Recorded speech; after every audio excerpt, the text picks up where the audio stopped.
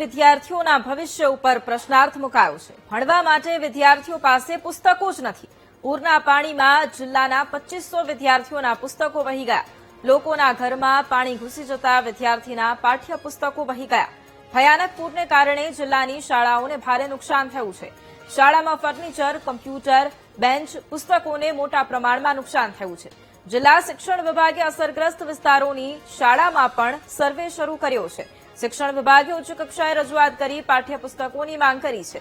જિલ્લાના વિદ્યાર્થીઓ માટે નવા પાઠ્યપુસ્તકો મેળવવાના પણ પ્રયાસો શરૂ કરવામાં આવ્યા છે। ઘણી બધી શાળાઓમાં પણ પાણી ભરાયા હતા।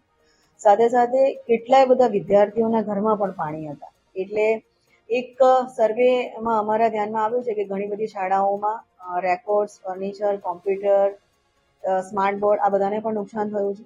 સાથે સાથે વિદ્યાર્થીઓના ઘરમાં પાણી હોવાને કારણે પુસ્તકો અને નોટબુક્સ કે સ્ટેશનરી કે બેગ્સ કે આ બધું જ એમનું જતું રહ્યું છે। એટલે એક સર્વે અમારી પાસે આવી ગયું છે।